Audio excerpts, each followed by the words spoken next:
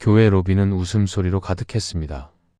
연합 행사를 마친 사람들이 서로 악수하고 포옹하고 감사 인사를 나누고 있었습니다. 그 한가운데 서민재는 서 있었습니다. 손에는 영수증 뭉치가 들려 있었고 얼굴엔 미소가 걸려 있었습니다. 그런데 그 미소는 진짜가 아니었습니다. 장모 김명자가 권사님들 앞에서 환하게 웃으며 말했습니다. 우리 사위가 이번 행사 준비를 믿음으로 다 해줬다고 정말 감사하다고 말이죠. 그 한마디에 민재의 손은 얼어붙었습니다. 주머니 속 영수증들이 갑자기 무겁게 느껴졌어요. 100만 원 가까운 금액이었습니다. 민재는 곧 정산될 거라고 믿었습니다. 영수증만 잘 챙기면 될 거라고 생각했습니다. 그런데 지금 장모님의 그 말 한마디로 모든 게 바뀌었습니다. 이제 돈 이야기를 꺼내는 순간 민재는 헌신을 계산하는 속 좁은 사위가 되는 겁니다. 권사님들이 박수를 쳤습니다. 사위분 정말 믿음이 좋다고 장모님이 복 받으셨다고 말했습니다. 민재는 고개를 숙이고 아니라고 답했습니다. 그러나 속으로는 질문이 자라고 있었습니다. 이게 믿음인지, 이게 순종인지, 아니면 그냥 두려움인지 알 수가 없었습니다. 민재는 결혼 전까지 교회와 거리가 먼 사람이었습니다. 그런데 아내를 만나고 장모님을 만나고 교회를 만나면서 삶이 조금씩 바뀌기 시작했습니다. 처음엔 따뜻한 환대였습니다. 그 다음엔 작은 칭찬이었습니다. 그리고 어느 순간 그 칭찬은 기준이 되었고 기준은 족쇄가 되었습니다. 민재는 몰랐습니다. 칭찬이 사람을 높이는 게 아니라 사람을 묶을 수도 있다는 걸. 그리고 그 묶임이 사랑처럼 보일 수도 있다는 걸 말이죠. 이 이야기는 한 사위가 좋은 사위라는 역할에서 벗어나 하나님 앞에 정직한 사람이 되기까지의 과정입니다. 그리고 한 장모가 섬김이라 믿었던 것이 사실은 지배였음을 깨닫기까지의 고백입니다. 칭찬이 사랑이 아니라 권세가 될 때 우리는 어떻게 그 구조를 끊어낼 수 있을까요? 여러분 지금 몇 시에 이 영상을 보고 계신가요? 댓글로 시청 시간과 함께 아멘을 남겨주세요. 그리고 이 이야기가 여러분의 마음에 와닿으신다면 구독과 좋아요 버튼도 꼭 눌러주세요. 여러분의 응원이 더 많은 신앙 이야기를 전하는 힘이 됩니다. 그럼 지금부터 민재의 이야기를 시작하겠습니다. 서민재는 교회와 거리가 먼 사람이었습니다. 크리스마스나 부활절 같은 날엔 친구 따라 교회에 가본 적도 있었지만 그냥 그런 정도였죠. 신앙이라는 건 개인의 영역이라고 생각했고 종교를 강요하는 건 좀 불편하다고 느꼈습니다. 예의는 지키되 믿음은 각자의 몫이라고 생각하며 살아왔어요. 그래서 아내 윤서연을 만났을 때도 민재는 교회는 안 다닐 거라고 은근히 선을 그어뒀습니다. 서연이도 알았는지 처음엔 별말 안 했어요. 그런데 결혼하고 얼마 안 지나서 서연이가 조심스럽게 말을 꺼냈습니다. 엄마 교회로 같이 가볼래? 강요하는 투는 아니었어요. 그냥 한번 가보자는 느낌이었죠. 민재는 거절할 명분이 없었습니다. 장모님을 뵙는 것도 겸해서 가족 관계도 유지하려면 한 번쯤은 가야 하지 않겠어요. 그래서 처음으로 장모님 교회에 나가게 됐습니다. 장모 김명자는 직분이 없는 평신도였습니다. 권사도 아니고 집사도 아니었어요. 그런데 교회에서 장모님을 대하는 분위기가 남달랐습니다. 사람들이 장모님을 보면 먼저 인사했고 장모님이 지나가면 자리를 비켜주고 뭔가 일이 생기면 장모님께 먼저 물어봤어요. 민재는 처음엔 이상하다고 생각했습니다. 직분도 없는데 왜 저렇게 대접받지? 그런데 시간이 지나면서 이해가 됐습니다. 장모님은 오랜 시간 교회를 섬겨왔고 꾸준히 헌금했고 봉사했고 사람들과 관계를 쌓아왔던 겁니다. 말은 적지만 책임은 크게 지는 사람, 그게 바로 장모 김명자였습니다. 교회 대청소 날이면 새벽부터 나와서 청소했고 김장철이면 교회 김장을 도맡아 했고 누가 아프면 제일 먼저 달려갔어요. 그렇게 10년, 20년을 쌓아온 신뢰였습니다. 민재가 처음 교회에 갔을 때 교인들은 따뜻하게 맞아줬습니다. 장모님 사위라 든든하다고 믿음 좋아 보인다고 한대했어요. 민재는 낯설었지만 그 따뜻함에 마음이 풀렸습니다. 가정도 교회도 잘 섞일 수 있겠다 싶었죠. 장모님은 사람들 앞에서 늘 민재를 칭찬했습니다. 우리 사위는 말 안 해도 알아서 한다고 참 믿음이 좋다고 말이죠. 민재는 그 칭찬이 부담스러웠지만 좋은 사위가 되고 싶어 웃으며 받아들였습니다. 작은 심부름이 시작됐습니다. 차로 교인들을 태워주고 물품을 옮기고 행사 준비를 도왔습니다. 장모님은 부탁을 강요하지 않았어요. 대신 기대만 남겼습니다. 너라면 알겠지? 너라면 해줄 거지? 그런 눈빛이었습니다. 민재는 그 기대를 스스로 수행했습니다. 거절하면 장모님이 실망하실 것 같았고 사람들이 이상하게 볼 것 같았거든요. 어느 순간 민재는 교회에서 필요한 사람이 되어갔고 그게 신앙 같아 보이기도 했습니다. 사람들이 고맙다고 말할 때마다, 장모님이 흐뭇하게 웃으실 때마다 민재는 뭔가 의미 있는 일을 하고 있다는 느낌을 받았어요. 하지만 민재는 아직 몰랐습니다. 칭찬이 곧 기준이 되고 기준이 곧 족쇄가 될 거라는 것을 말이죠. 민재는 프리랜서로 집에서 일했습니다. 영상 편집 일이었는데 집에서 작업한다고 해서 시간이 많은 건 아니었어요. 납기 일 맞추려면 밤새는 날도 많았고 클라이언트 요구사항 따라가느라 정신없는 날도 많았습니다. 편집 프로그램 앞에 앉아있는 시간만 하루에 10시간이 넘었고 수정 요청이 들어오면 주말도 없이 작업했어요. 그런데 교회 사람들은 민재를 언제든 부를 수 있는 사위로 봤습니다. 집에 있으니까 시간 있겠지, 직장인도 아니니까 융통성 있겠지, 그렇게 생각한 거죠. 누군가 민재한테 전화해서 물어봤어요. 오늘 오후에 교회 나올 수 있냐고, 짐 좀 옮겨야 하는데 도와줄 수 있냐고 말이죠. 민재는 작업 중이라고 말하고 싶었지만 거절하면 이상하게 들릴 것 같았어요. 그래서 알겠다고 답했습니다. 장모님 주변 사람들은 민재를 칭찬하며 장모님의 체면을 세워줬습니다. 사위가 참 믿음이 좋다고 장모님이 복 받으셨다고 말했어요. 장모님은 그 구조를 즐겼습니다. 아니라고 부정하진 않았거든요. 오히려 웃으며 받아들였습니다. 그래, 우리 사위 괜찮지? 그런 분위기였습니다. 민재는 그 칭찬이 자꾸 반복되면서 점점 더 잘해야 한다는 압박을 느꼈어요. 사위가 참 믿음이 좋다는 말이 반복될수록 민재는 더 잘해야 한다고 느꼈습니다. 교회 행사 때마다 민재는 빠지지 않았어요. 빠지면 장모님 얼굴이 떠올랐거든요. 사람들이 뭐라고 할까? 장모님이 실망하시진 않을까? 그런 생각에 일정을 조정하고 또 조정했습니다. 클라이언트한테 일정 미룬다고 말하고 친구 약속도 취소하고 교회 일정을 먼저 맞췄어요. 서연이도 민재를 도왔습니다. 엄마 체면도 있고 다들 기대하니까 조금만 도와줘. 서연이는 그렇게 민재를 달랬어요. 민재는 조금만이라는 말이 계속 반복된다는 걸 알아채지 못한 채 참았습니다. 처음엔 조금이었어요. 한 달에 한두 번 정도였죠. 그런데 점점 늘어났습니다. 일주일에 한 번, 그 다음엔 일주일에 2번, 그러다 보니 어느 순간 교회 일정이 민재 삶의 중심이 되어버렸어요. 봉사는 점점 선택이 아니라 기본이 됐습니다. 민재의 일정은 교회 중심으로 재편됐어요. 클라이언트 미팅보다 교회 행사가 먼저였고 작업 마감보다 장모님 부탁이 먼저였습니다. 민재는 피곤해도 말하지 않았어요. 말하면 신앙이 부족한 사람처럼 보일까 두려웠거든요. 그리고 솔직히 장모님한테 섭섭한 소리 듣고 싶지도 않았습니다. 교회는 위로가 아니라 긴장으로 바뀌기 시작했습니다. 예배 드리러 가는 길이 무거웠고 교회 문 앞에 서면 숨이 막혔어요. 누가 또 부탁할까? 뭘 또 해야 할까? 그런 생각이 먼저 들었습니다. 그런데 민재는 그 불편함을 신앙으로 착각했습니다. 십자가를 지는 게 원래 이런 거겠지. 순종이란 게 원래 힘든 거겠지. 그렇게 스스로를 설득했습니다. 장모님은 민재의 침묵을 순종으로 해석했습니다. 그리고 더 당연하게 민재를 부르기 시작했어요. 이번 주 금요일에 시간 되냐고, 토요일 오전에 잠깐 나올 수 있냐고 그렇게 물어왔습니다. 민재는 매번 된다고 답했어요. 안 된다고 말할 용기가 없었거든요. 어느 날 장모님이 조용히 말했습니다. 이번 주에 손님이 많은데 사위가 좀 도와주면 좋겠다고 말이죠. 부탁은 정중했지만 거절하기 어려운 분위기가 이미 만들어져 있었습니다. 민재는 알겠다고 답했어요. 그리고 금요일 저녁부터 교회로 나갔습니다.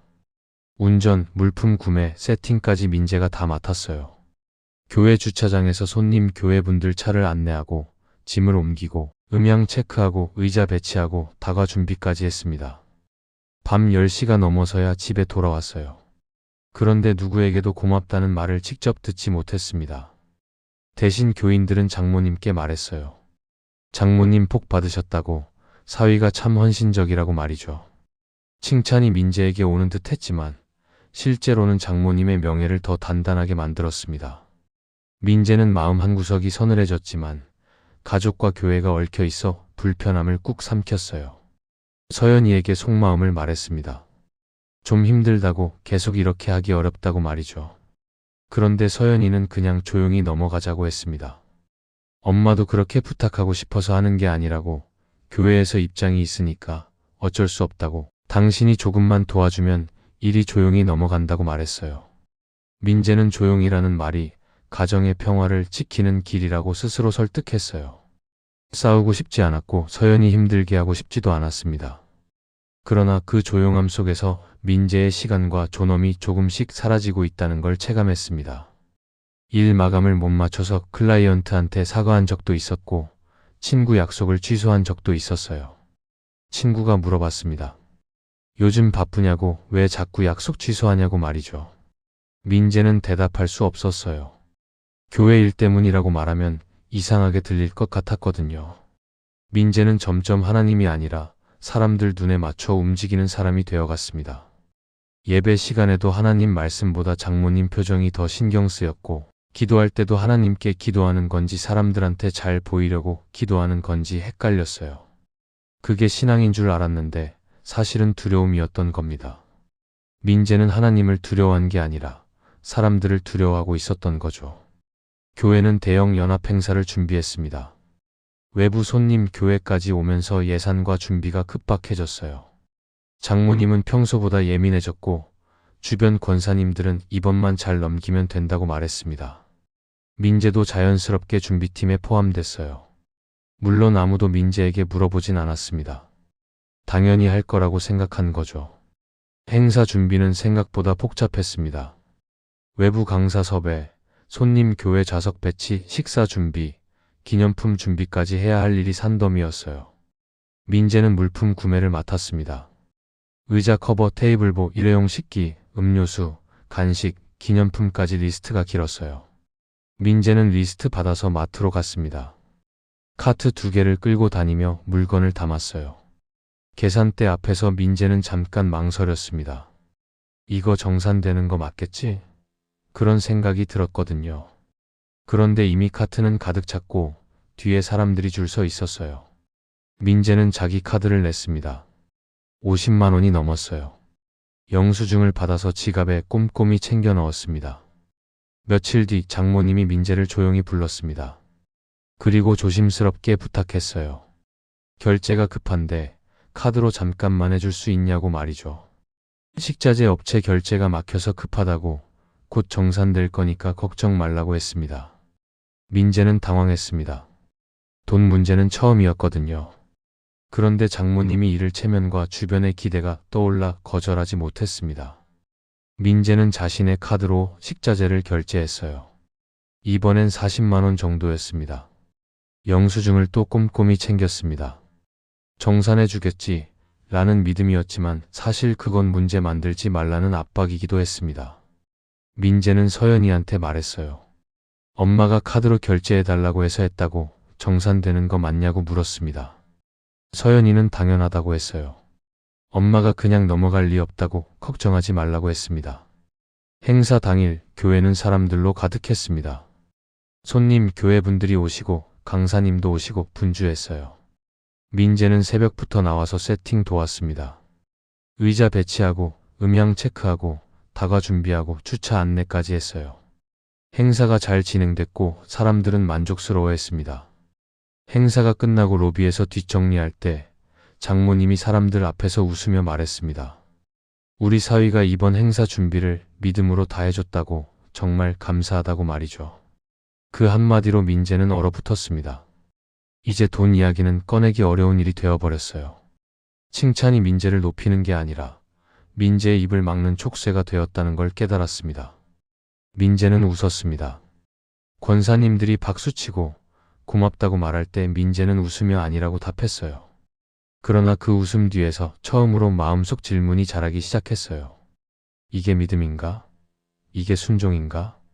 아니면 나는 지금 사람들 눈치만 보고 있는 건가? 민재는 정산 이야기를 꺼내지 못했습니다. 며칠이 지나도 장모님한테서 연락이 없었어요. 민재는 기다렸습니다. 아마 바쁘셔서 그러시겠지, 조금 있으면 말씀하시겠지, 그렇게 생각했어요. 그런데 일주일이 지나도 아무 말이 없었습니다. 민재는 서연이한테 물어봤어요. 엄마한테 정산 이야기 꺼내봐도 되냐고 말이죠. 서연이는 잠깐 생각하더니 말했습니다. 그냥 넘어가자고. 괜히 말하면 엄마만 상처받는다고 말이죠. 금액이 그렇게 큰 것도 아니고 엄마 입장에서는 사위가 도와준 거니까 당연하다고 생각하실 수도 있다고 했어요. 민재는 할 말이 없었습니다. 100만 원 가까운 돈이 작은 금액은 아닌데 그걸 입에 담는 순간 속 좁은 사위가 되는 거였어요. 민재는 가족을 위해, 교회의 평화를 위해, 그리고 장모님 체면을 위해 또 침묵했습니다. 그런데 침묵할수록 민재는 자신이 헌신자가 아니라 도구가 된 느낌을 받았어요. 사람들은 민재를 칭찬했지만 그 칭찬은 민재를 위한 게 아니라 장모님을 위한 거였습니다.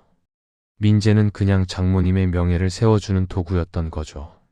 예배를 드려도 마음이 편하지 않았고 봉사하러 가면 숨이 막혔습니다. 찬양할 때도 가사가 귀에 안 들어왔고 설교 들을 때도 집중이 안 됐어요. 머릿속엔 자꾸 다른 생각이 들었습니다. 다음엔 또 뭘 부탁하실까? 나는 언제까지 이렇게 살아야 하나? 이게 정말 신앙생활인가? 그런 생각들이 꼬리를 물었습니다. 민재는 밤에 성경을 펼쳤어요. 뭔가 위로를 받고 싶었거든요. 그런데 성경을 펼치는데 눈물이 났습니다. 수고하고 무거운 짐 진 자들아 다 내게로 오라 내가 너희를 쉬게 하리라. 그 구절이 눈에 들어왔어요. 예수님은 쉬게 하신다는데 왜 나는 교회에서 더 무거워지는지 이해가 안 됐거든요. 민재는 처음으로 하나님께 물었습니다. 이게 순종입니까? 아니면 두려움입니까? 저는 지금 하나님을 섬기고 있는 겁니까? 아니면 사람들을 섬기고 있는 겁니까? 대답은 즉시 오지 않았지만 질문은 민재의 내면을 계속 흔들었습니다. 민재는 알게 됐어요. 진짜 위기는 아직 오지 않았고 더 큰 시험이 기다린다는 것을 말이죠. 민재는 두려웠습니다. 하지만 동시에 이대로 살 수 없다는 것도 알았어요. 언젠가는 선택해야 한다는 걸 하나님과 사람 사이에서 누구를 먼저 두려워할 건지 선택해야 한다는 걸 깨달았습니다. 민재는 기도했습니다. 하나님, 저에게 용기를 주세요. 제가 더 이상 사람을 두려워하지 않게 해주세요. 그렇게 기도했지만 아직 용기는 오지 않았습니다. 다만 질문만 커져갔어요. 이대로는 안 된다는 확신만 커져갔습니다. 연합 행사가 끝나고 며칠이 지났습니다. 민재는 여전히 정산 이야기를 꺼내지 못한 채 지내고 있었어요. 그런데 그보다 더 큰 일이 벌어졌습니다. 아들 준우가 갑자기 쓰러진 겁니다. 저녁 먹고 놀다가 갑자기 고열이 올라오더니 구토를 하기 시작했어요. 민재는 당황해서 준우 이마를 짚어봤습니다. 손에 화상 입을 것처럼 뜨거웠어요. 서연이가 소리쳤습니다. 병원 가야 해. 민재는 준우를 안아들고 차로 뛰어갔습니다. 응급실로 가는 길, 준우는 민재 품에서 축 늘어져 있었어요. 얼굴은 새빨갛고 숨은 가빠지고 민재는 가슴이 철렁 내려앉았습니다. 응급실에 도착해서 의사 선생님이 진찰했어요. 급성 장염 증상이라고 탈수가 심해서 링거 맞아야 한다고 했습니다. 민재는 준우 옆에 앉아서 작은 손을 꽉 잡았습니다. 준우는 링거 맞으면서도 울지 않았어요. 그냥 민재를 보며 힘없이 웃었습니다. 아빠 괜찮아. 그 말에 민재는 눈물이 날 뻔했어요. 겨우 5살인 아이가 아빠를 위로하고 있었습니다. 그때 민재 핸드폰이 울렸습니다. 장모님이었어요.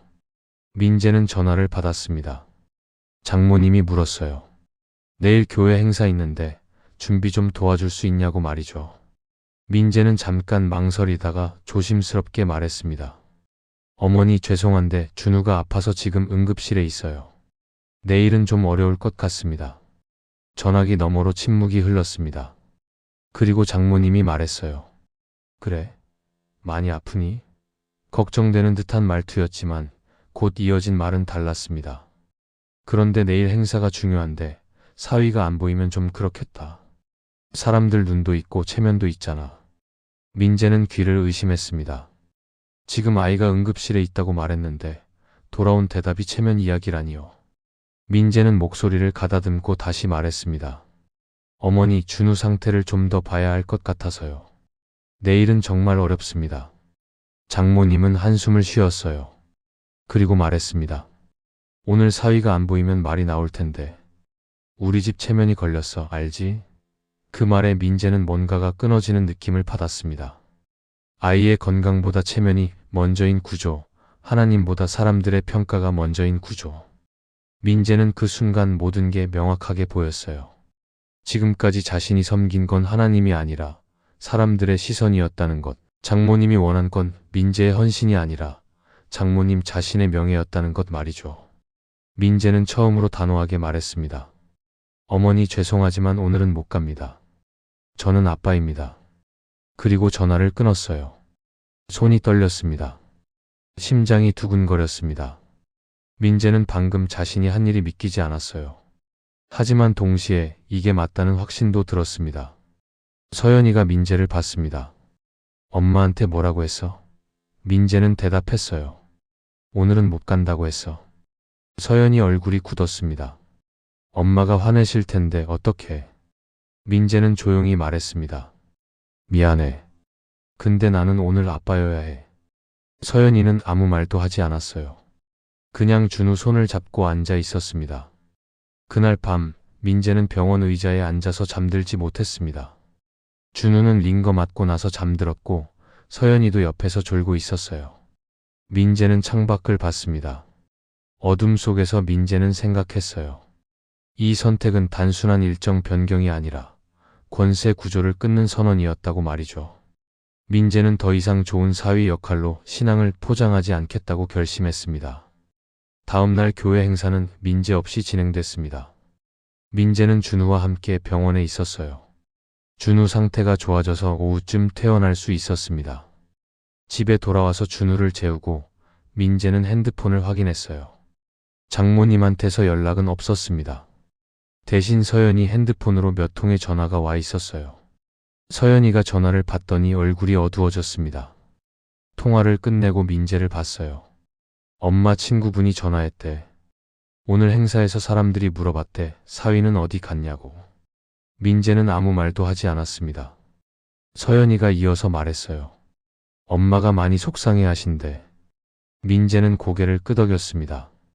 알아, 미안해. 그 이후로 교회 안 분위기는 미묘하게 달라졌습니다. 누가 대놓고 뭐라고 말하진 않았어요. 대신 시선과 말투가 바뀌었습니다. 요즘 바쁘신가 봐요. 얼굴 보기 힘드네요. 그런 말들이 들렸어요. 어떤 권사님은 은근히 말했습니다. 장모님이 요즘 좀 힘들어 보이시던데 혹시 무슨 일 있으세요?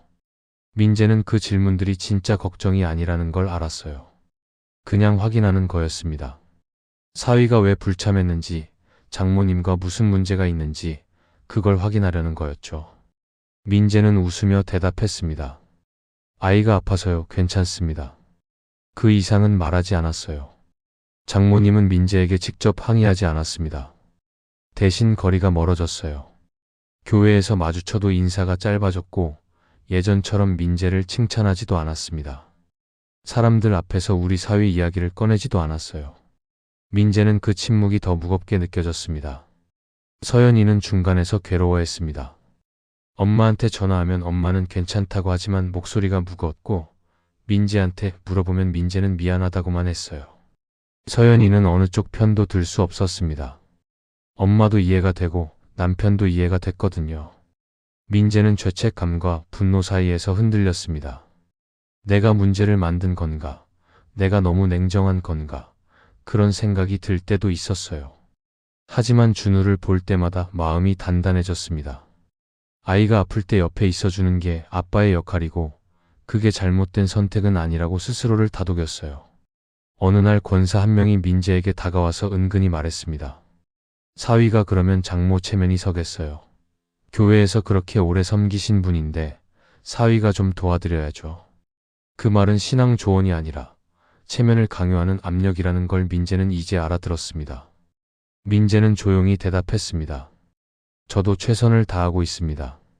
그 이상은 말하지 않았어요. 권사님은 뭔가 더 말하려다가 그냥 돌아갔습니다.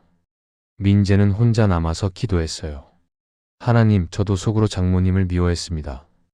교회 전체를 원망했습니다. 용서해 주세요. 민재는 회개가 필요하다는 걸 깨달았지만 동시에 권세의 죄를 더 이상 모른 척할 수 없어졌습니다. 칭찬이 사랑이 아니라 지배의 도구가 될 때, 섬김이 자유가 아니라 속박이 될 때, 그걸 침묵으로 받아들이는 건 순종이 아니라는 걸 알았어요. 갈등은 깊어졌고 민재는 선택해야 했습니다. 관계를 지키려 침묵할지, 하나님 앞에서 정직할지. 민재는 후자를 선택했습니다. 쉬운 길은 아니었지만 옳은 길이라고 믿었어요. 주일이 됐습니다. 민재는 예배 드리러 교회에 갔어요. 준우는 많이 좋아져서 집에서 서연이와 함께 있었습니다. 민재는 혼자 교회에 앉아 있었어요. 장모님은 다른 자리에 앉아 계셨고 서로 눈도 마주치지 않았습니다. 예배가 시작됐고 찬양이 끝나고 설교 시간이 됐습니다. 목사님이 단상에 올라서서 설교 제목을 말했어요. 죄라고 인식하지 못하는 죄, 특히 권세. 민재는 그 제목을 듣는 순간 등골이 서늘해졌습니다. 마치 자신의 이야기를 하는 것 같았거든요. 목사님이 말했습니다. 우리는 대부분 명백한 죄는 알아봅니다. 거짓말, 도둑질, 음행, 이런 건 누가 봐도 죄라는 걸 알죠. 그런데 권세의 죄는 다릅니다. 권세는 섬김처럼 보입니다. 사랑처럼 보입니다. 심지어 헌신처럼 보이기도 하죠. 그래서 우리는 권세를 행사하면서도 그게 죄인 줄 모릅니다. 목사님은 성경을 펼쳤습니다. 마가복음 10장, 예수님께서 제자들에게 말씀하신 내용이었어요. 이방인의 집권자들이 그들을 임의로 주관하고 그 대인들이 그들에게 권세를 부리는 줄을 너희가 알거니와 너희 중에는 그렇지 않을지니. 목사님이 말했습니다. 예수님은 권세 부리는 것을 경계하셨습니다. 특히 하나님의 이름으로, 섬김의 이름으로 권세 부리는 것을 말씀하신 거예요. 민재는 숨이 멎는 느낌을 받았습니다. 목사님이 계속 말했어요. 우리는 때때로 칭찬을 무기로 사람을 묶습니다. 너는 착하니까, 너는 믿음이 좋으니까, 그렇게 말하면서 사실은 그 사람을 우리 뜻대로 움직이려고 하는 거예요. 그게 권세입니다. 그리고 그건 죄입니다. 민재는 지난 시간들이 주마등처럼 지나갔습니다. 장모님이 사람들 앞에서 민재를 칭찬하던 모습, 우리 사위는 말 안 해도 알아서 한다던 그 말들, 그 칭찬들이 사실은 민재를 묶는 촉수였다는 것을 이제야 명확하게 깨달았어요. 목사님이 말을 이었습니다. 반대로 우리는 때때로 권세 아래 눌려 삽니다. 사람들 눈치를 보고 평가를 두려워하고 거절하지 못하고 살아갑니다. 그리고 그걸 순종이라고 착각하죠. 하지만 사람을 두려워하는 건 순종이 아닙니다. 그건 두려움입니다. 하나님은 우리에게 사람을 두려워하는 삶이 아니라 하나님만 경외하는 삶을 원하십니다. 민재는 눈물이 났습니다. 자신이 지금까지 순종이라 믿고 살았던 게 사실은 두려움이었다는 것, 하나님을 섬긴다고 생각했지만 사실은 사람들의 평가를 섬겼다는 것, 그 모든 게 명확하게 보였어요. 예배가 끝났습니다. 민재는 주차장으로 나갔어요. 차에 타지 않고 그냥 서 있었습니다. 하늘을 보다가 결국 무릎을 꿇었어요. 주차장 한 구석에서 민재는 기도했습니다. 하나님, 저는 순종이라 믿고 두려움에 살았습니다. 사람을 두려워했습니다. 용서해 주세요. 민재는 울었습니다. 한참을 울고 나서 일어났어요. 그리고 결단했습니다. 더 이상 모하게 살지 않겠다고, 분명히 말하겠다고 말이죠. 민재는 장모님께 직접 대화 요청을 하기로 했습니다. 더 이상 피할 수 없었어요. 민재는 장모님께 문자를 보냈습니다. 어머니, 시간 내주실 수 있으세요? 할 말씀이 있습니다. 장모님한테서 답장이 왔어요. 내일 오후에 카페에서 보자고 했습니다. 민재는 떨렸지만 동시에 마음이 가벼워지는 것도 느꼈어요. 드디어 정직해질 수 있겠다는 안도감이었습니다. 다음 날 오후 민재는 약속한 카페로 갔습니다. 장모님은 이미 와 계셨어요. 민재는 자리에 앉으며 인사했습니다. 어머니 오셨어요. 장모님은 고개를 끄덕였습니다. 표정이 무거웠어요. 민재는 커피를 주문하고 마주 앉았습니다. 뭐부터 말해야 할지 막막했어요. 장모님이 먼저 입을 열었습니다. 준우 많이 나았니? 민재는 대답했어요. 네, 많이 좋아졌습니다. 장모님은 고개를 끄덕이고 잠시 침묵했습니다. 민재는 용기를 내서 말했습니다. 어머니, 죄송하지만 할 말씀이 있어서 이렇게 시간 내주시길 부탁드렸습니다. 저는 하나님께 순종하고 싶습니다. 그런데 그 순종이 사람을 두려워하는 삶이면 안 됩니다. 지금까지 저는 어머니를 실망시키지 않으려고 교회 사람들 눈치를 보느라 제 자신을 잃어버렸습니다. 장모님은 민재를 봤습니다. 표정이 조금 굳어졌어요. 민재는 계속 말했습니다. 저는 어머니를 사랑합니다. 그리고 존경합니다. 하지만 저도 가족이고 신앙인이고 아빠입니다. 저도 제 자리가 필요합니다. 더 이상 칭찬에 묶여서 살 수 없습니다. 장모님은 아무 말도 하지 않았습니다. 민재는 긴장했어요. 화내실까, 서운해하실까, 그런 생각이 들었습니다. 그런데 장모님은 고개를 숙였어요. 한참을 그렇게 있다가 장모님이 말했습니다. 민재야, 미안하다. 민재는 깜짝 놀랐습니다. 예상치 못한 반응이었거든요. 장모님이 고개를 들었어요. 눈가가 붉어져 있었습니다. 장모님이 말했습니다. 나도 며칠 동안 생각 많이 했어. 특히 주일 설교 듣고 나서 더 그랬지. 목사님 말씀이 내 이야기 같았어. 장모님은 한숨을 쉬었습니다.